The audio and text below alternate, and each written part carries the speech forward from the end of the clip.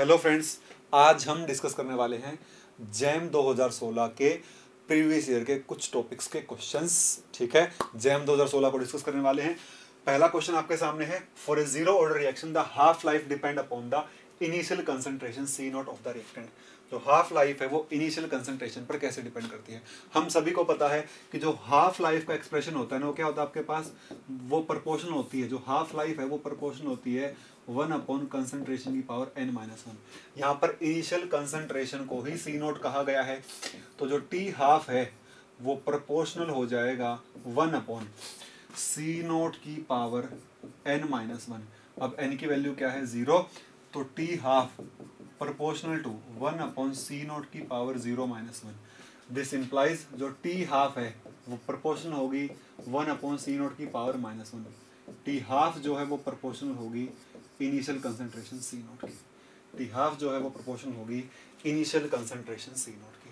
T half will be proportional to initial concentration C nought. तो answer बन जाएगा इसका first. Correct option is A, T half is proportional to initial concentration. Zero order के लिए n की value 1, first order के लिए n की वैल्यू 1 रखोगे तो फर्स्ट ऑर्डर के लिए इंडिपेंडेंट हो जाएगी। वैसे फर्स्ट ऑर्डर के लिए फॉर्मूला वैलिड होता नहीं, लेकिन वो इंडिपेंडेंट होती है। सेकंड ऑर्डर के लिए 2-1 आ जाएगा, 1 अपॉन a आ जाएगा।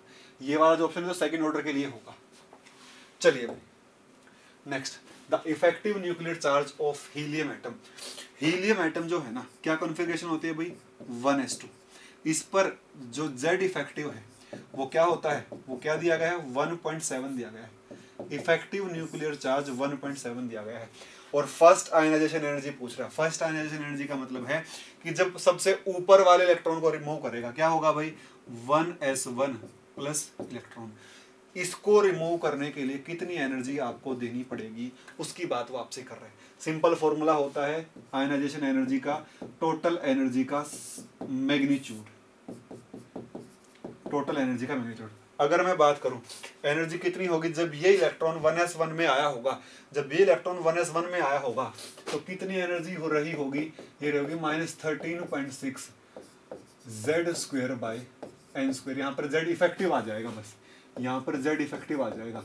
अब जब आयनाइजेशन करना होगा, जब इस इलेक्ट्रॉन को आने के लिए इतनी एनर्जी चाहिए तो जाने के लिए इतनी एनर्जी देनी पड़ेगी। जब ये आया तो इतनी एनर्जी रिलीज हुई, और जब ये जाएगा तो इतनी एनर्जी आपको देनी पड़ेगी सिस्टम को।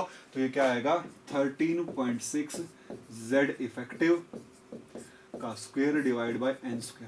n की वैल्यू तो 1s है तो n की वैल्यू तो 1 आ जाएगी, और Z इफेक्टिव दिया ही हुआ तो आ जाएगा 13.6 इंटू 1.7 का स्क्वायर डिवाइड बाय 1 का स्क्वायर, जैसा कि यहाँ सॉल्यूशन में भी लिखा हुआ है।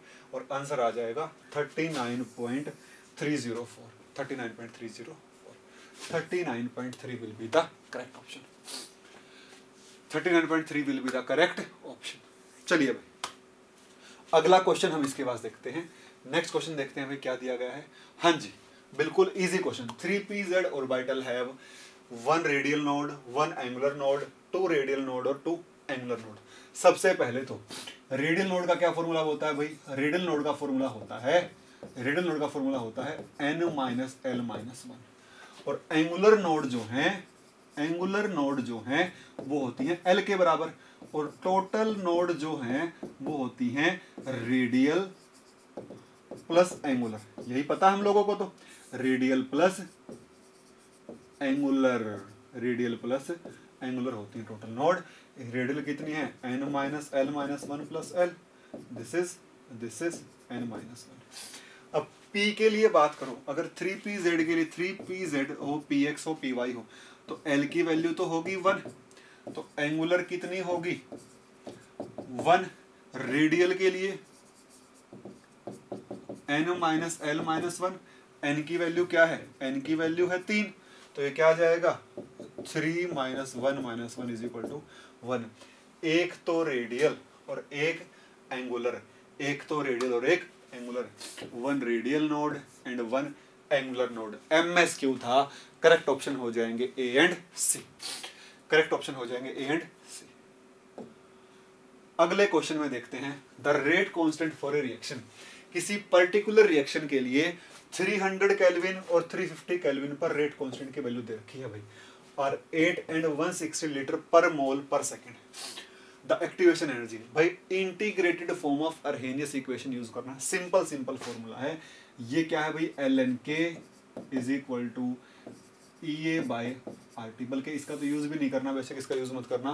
क्या आएगा भाई, ये आएगा D ln(k) by dt is equal to EA by RT square.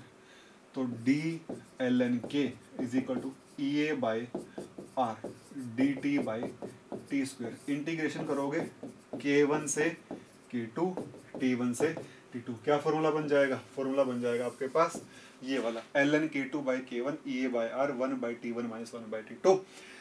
तो आपको क्या क्या दे रखा है, K2 दिया है, K1 दिया है, T1 दिया है, T2 दिया है। एक्टिवेशन एनर्जी निकालनी है, R की वैल्यू आपको पता है, R की वैल्यू आपको पता है। यही किया है भाई, EA की वैल्यू निकालने के लिए देखो ये कर दिया इसने।